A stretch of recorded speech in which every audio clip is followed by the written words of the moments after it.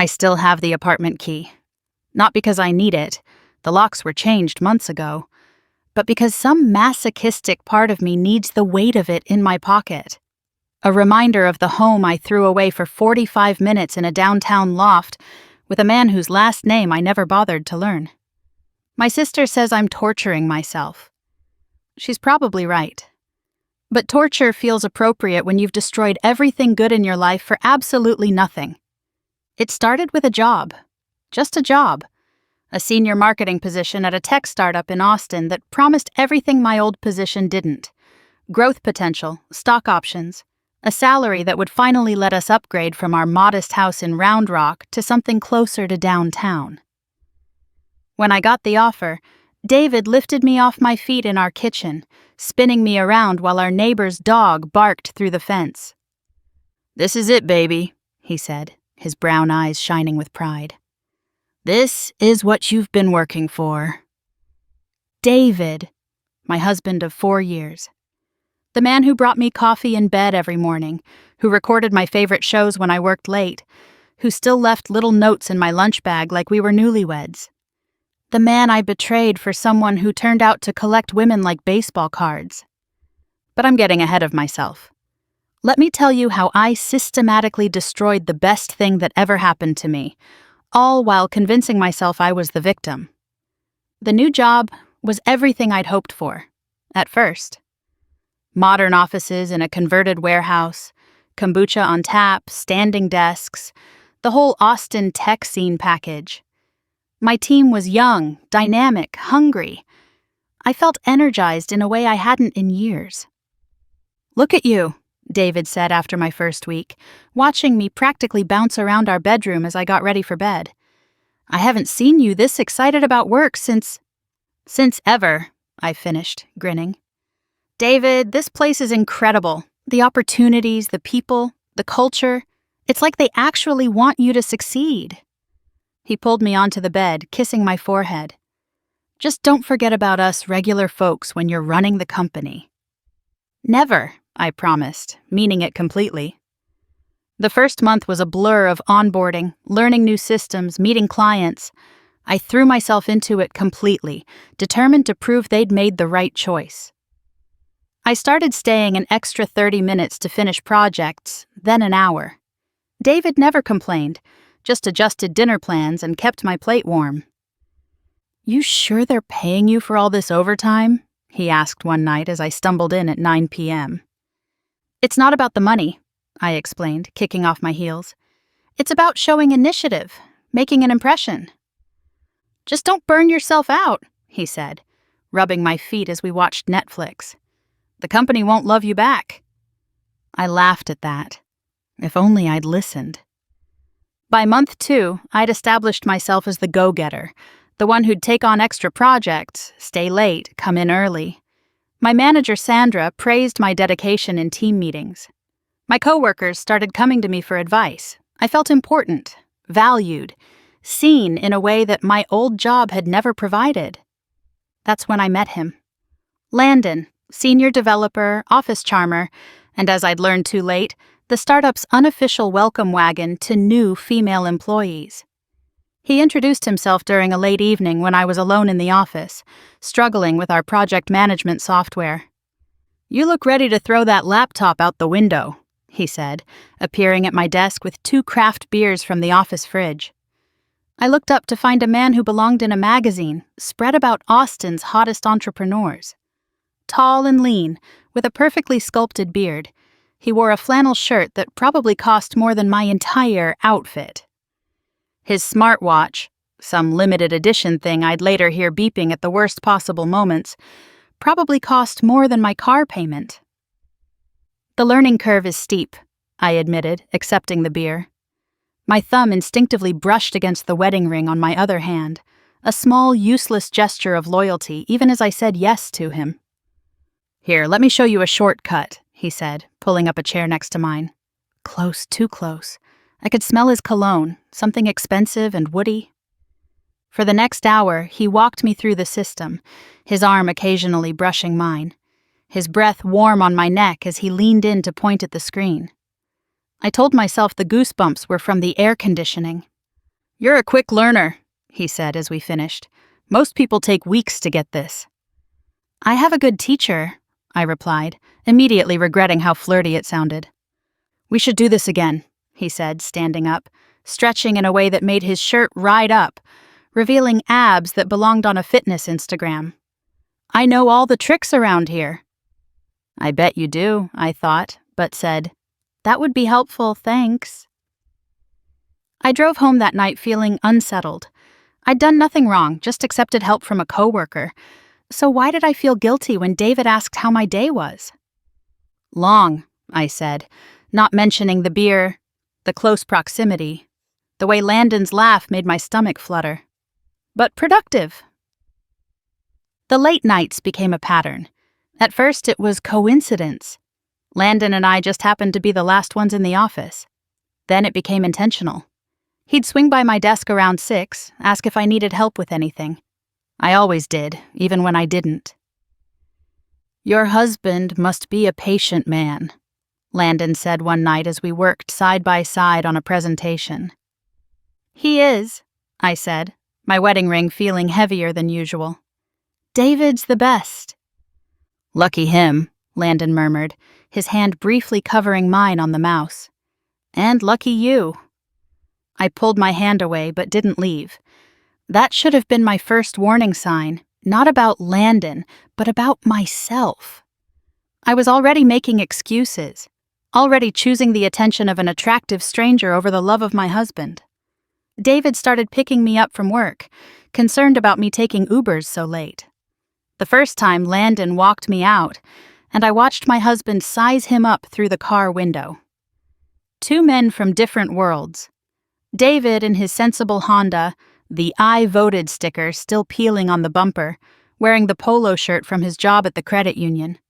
Landon looking like he'd just stepped out of a photo shoot for a magazine I couldn't afford. "Who's that?" David asked as I got in the car. "Just a coworker," I said too quickly. "He's been helping me with the new systems." "Helpful guy," David said, his tone neutral. "Works late too, huh?" "Yeah, he's dedicated." David pulled out of the parking lot. "Maybe I should start working late. Seems to be where all the dedicated people hang out." I laughed it off, but his comment stung. Was he implying something? Did he not trust me? I'd never given him a reason to doubt me. The fact that I was already getting defensive about innocent work interactions should have been my second warning sign. The next few weeks, I insisted on driving myself, claiming it was easier, more flexible. Really, I just didn't want David to see Landon again. Didn't want him to see the way Landon looked at me, or worse, the way I looked back.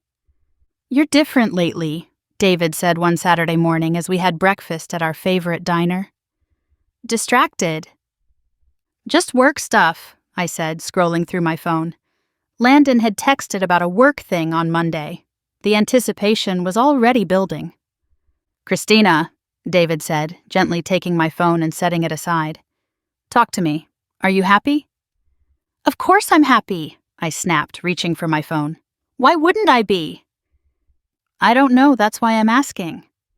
He looked at me with those earnest brown eyes, the ones that had made me fall in love with him 5 years ago. "I feel like I'm losing you to this job."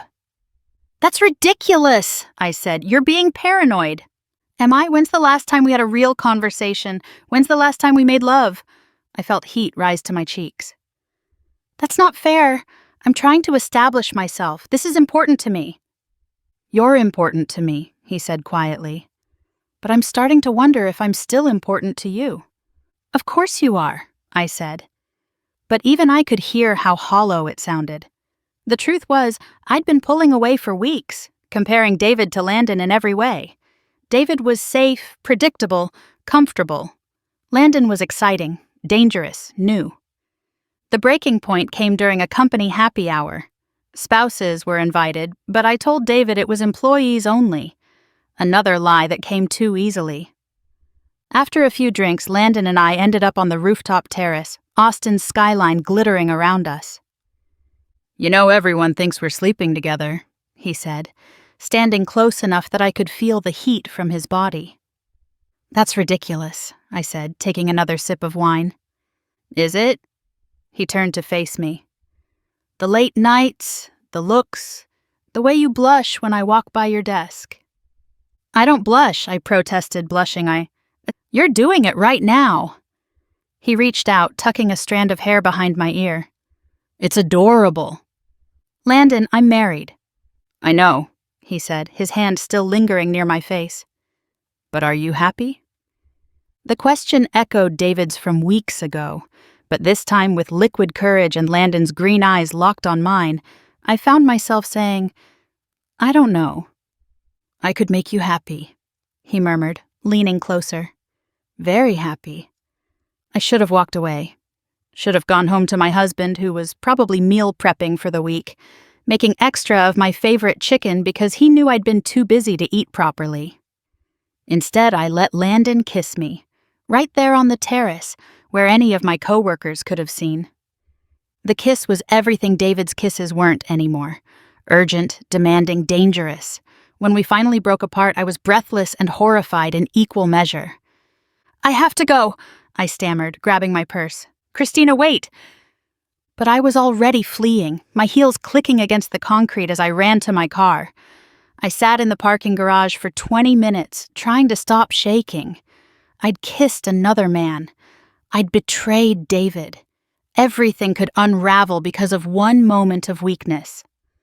When I got home, David was asleep on the couch, my plate of dinner covered in foil on the kitchen counter. A note next to it said, "In case you're hungry, love you." I went to the bathroom and threw up. The next day I avoided Landon, but he cornered me in the break room. "We need to talk about last night," he said. "There's nothing to talk about. It was a mistake." Was it? He moved closer. Because I don't think either of us has been able to focus on anything else all day. He was right.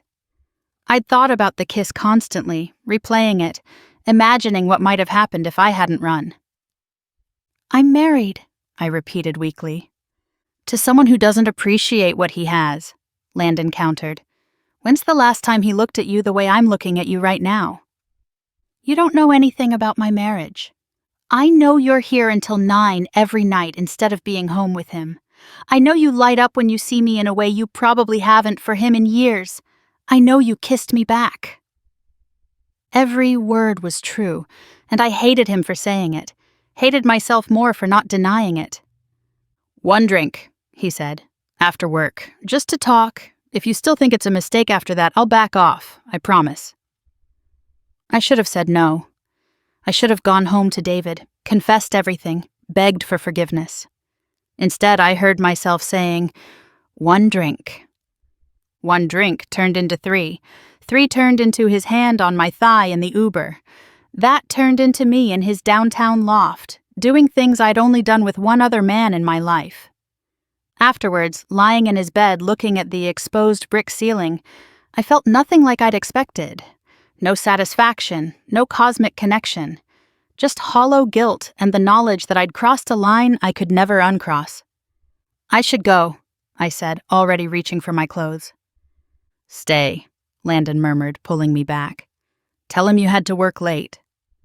"I can't lie to him." The words were absurd considering what I'd just done. "You've been lying to him for weeks," Landon pointed out. "What's one more night?" But I couldn't. I ordered an Uber and went home to find David waiting up, worry etched on his face. "Where were you?" he asked.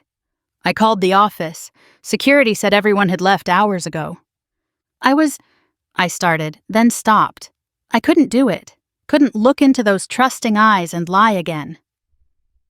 "I was with someone else." The words hung between us like a physical barrier. I watched David's face cycle through confusion, understanding, and finally devastation. "Who?" he asked quietly. "A coworker. Landon, the one you saw that night." David nodded slowly, like he'd been expecting this. "How long?" "Just tonight, I swear, David, it just happened once." "But you've wanted it to happen for longer than that." I couldn't deny it. My silence was confirmation enough. "Do you love him?" David asked. "No," I said immediately. No, I don't even know him, not really. But you slept with him. I'm so sorry, I whispered, tears streaming down my face. I don't know what happened. I've been so confused lately, and the job and the pressure. Don't, David cut me off. Don't blame this on work or stress or confusion. You made a choice. Every late night, every lie, every moment you spent with him instead of coming home to me, those were all choices. He was right. I'd been making choices for weeks, small ones that led to this moment. Choosing excitement over stability, attention over love, fantasy over reality. Can we talk about this? I begged. Please, David. It meant nothing. If it meant nothing, that makes it worse, he said, standing up. You threw away our marriage for nothing. He went to the bedroom and came back with a suitcase. I watched numb as he packed essentials. Where are you going? My brother's. I need to think. David, please, we can work through this. Couples therapy, whatever you want. I'll quit the job. I'll never see him again. He paused at the door. I've spent weeks watching you drift away, telling myself I was being paranoid, that I should trust you. Do you know what that feels like? To doubt your own instincts because you love someone too much to believe they'd hurt you? I never meant... I know, he said sadly. That almost makes it worse. After he left, I sat in our living room, looking at our wedding photos, trying to understand how I'd gotten here. The woman in those pictures, glowing with happiness, would never have imagined she'd destroy her marriage for a man with a smartwatch and perfect abs. I called in sick the next day, couldn't face seeing Landon. But he texted constantly. Where are you? Last night was incredible. Can't wait to see you. Why aren't you answering? Finally, I replied, My husband knows. It's over. His response was immediate. I'm sorry, but maybe it's for the best. Now we can be together properly. The presumption stunned me. He thought I'd thrown away my marriage to be with him. The truth was worse. I'd thrown it away for nothing more than an ego boost and a moment of passion. When I finally returned to work, the rumors had already started. Apparently, Landon had been less than discreet, and my absence had only fueled speculation. I noticed the looks, the whispers, the way conversations stopped when I walked by. Heard you're getting divorced, a coworker mentioned casually by the coffee machine. Landon works fast. What do you mean? I asked. She laughed. Oh, honey, you're not his first office romance. He does this with all the pretty new hires. Usually they're smart enough not to fall for it, though. The floor tilted beneath me. All the new hires? Sure. It's like his thing. Sarah from accounting, Jennifer from design, that girl from customer service who lasted like a month. He likes the chase, you know? Once he wins, he gets bored. I made it to the bathroom before I vomited for the second time in as many weeks.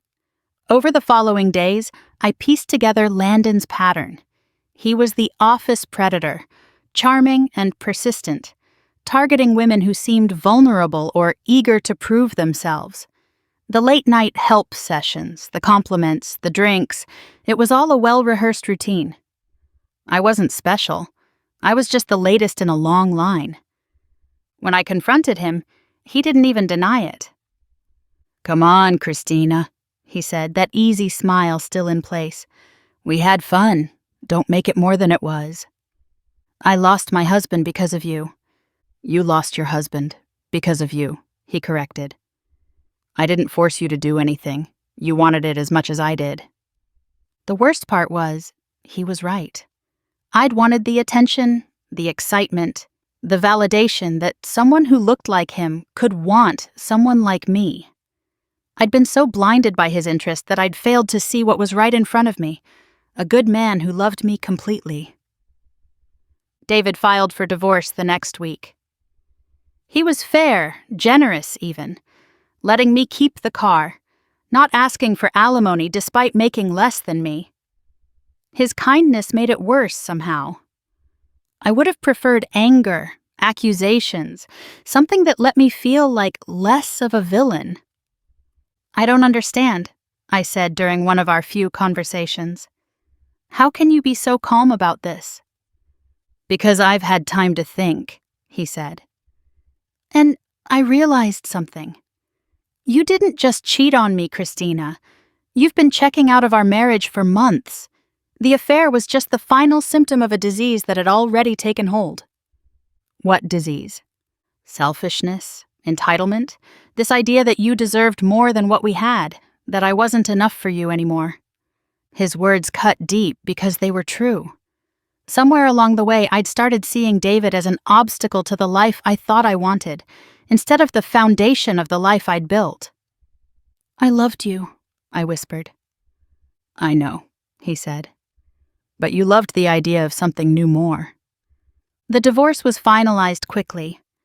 I kept the job for another month, but the atmosphere had become toxic. Landon had moved on to a new hire in sales, and I had to watch him replay the same routine that had worked so well on me. When I tried to warn her, she laughed. I know what he's like, she said, but I'm not stupid enough to risk my marriage over it. Some of us can have fun without destroying our lives. The implication was clear. I was the fool, not Landon. I was the one who'd thrown away something real for an illusion. When a major project went sideways, partly due to my inability to focus, partly due to the hostile work environment, Sandra called me into her office. This isn't working out, she said simply. Your performance has declined significantly, and the team dynamics have become complicated. You're firing me because of Landon? I'm firing you because you've made 3 major errors in the past 2 weeks that cost us a client, she said, her voice flat. And frankly, the situation with Landon has become a distraction. It's just cleaner for everyone if you move on. I cleaned out my desk while my former coworkers pretended to be busy. Landon didn't even look up from his computer. I moved in with my sister Kate, sleeping on her couch, applying for jobs that never called back. My reputation in Austin's tech scene was shot. Turns out people talk, and being known as the woman who imploded her marriage and career for an office affair wasn't a great reference. You need to forgive yourself, Kate said one night, pouring wine while I scrolled through job listings. How? I destroyed everything for literally nothing. David's gone, my career is ruined, and for what? A guy who collects women like Pokemon cards? You made a mistake. I made a choice, I corrected. A series of choices. Every day for months I chose wrong. I chose attention over love, novelty over commitment, a fantasy over reality. So what are you going to do? Punish yourself forever? Maybe, I said. It feels appropriate. I found out through Facebook that David had started dating someone new, a teacher named Melissa who volunteered at the animal shelter, where he'd started spending weekends. In the photos, he looked lighter, happier than he had in our last year together. She looked at him the way I used to, back when I understood what I had. I wanted to hate her, but I couldn't. She was smart enough to see what I'd become blind to, that David was worth choosing, worth protecting, worth coming home to. Last week I ran into him at Whole Foods. I was buying wine and frozen dinners. He was picking up ingredients for what looked like a real meal, probably for Melissa. Hi, I managed, my voice small. Christina, he said, polite but distant. How are you? I couldn't say fine, couldn't lie to him anymore. I'm surviving. Good, he said, and seemed to mean it. That's good. David, I started, but he held up a hand. Don't, please, I've moved on, you should too. I know, I need you to know how sorry I am. Not just for the affair, but for all of it. For taking you for granted. For not seeing what I had until it was gone. He studied me for a moment. I believe you, but being sorry doesn't undo what happened. I know, I whispered. I know. He started to walk away, then turned back. Can I give you some advice? I nodded. Stop punishing yourself. Not for my sake. I don't need your guilt. But carrying it around won't change anything. Learn from it. Be better for the next person. Then he was gone, walking away with groceries for a dinner I'd never share, to a home I'd never see, to a woman who'd never be stupid enough to let him go. I abandoned my cart and sat in my car, clutching the apartment key I still carried, the weight of it in my pocket, the weight of everything I'd lost for 45 minutes of passion that meant nothing. They say you don't know what you have until it's gone. But I knew. I knew David was good and kind and devoted. I knew our life was comfortable and secure and built on love. I knew, and I threw it away anyway because knowing something and valuing it are two different things. I'd valued excitement over stability, attention over devotion, the thrill of being wanted by someone new over the comfort of being loved by someone who knew all my flaws and chose me anyway. Now I live with my sister, sleep on her couch, apply for jobs I'm overqualified for because my reputation precedes me. I drink too much wine and dream about the life I had, the man I lost, the home I'll never go back to. Landon still works at the startup, still runs his game on new hires, still wears that stupid smartwatch that used to make my pulse race. He's probably forgotten my name by now, just another notch on his designer belt. But I'll never forget the sound of David's car pulling out of our driveway for the last time. Never forget the look in his eyes when I confirmed his worst fears. Never forget that I had everything and threw it away for nothing. The apartment key stays in my pocket, a reminder of the price of believing you deserve more than what you have. Turns out sometimes you deserve exactly what you get, nothing but regret and the knowledge that you authored your own tragedy. David was right about one thing. The company never loved me back. But he did, and I was too blind to see that his quiet, steady love was worth more than all the attention in the world. Now someone else gets that love, and I get what I earned. A life spent knowing I traded a diamond for glass and the glass was already broken.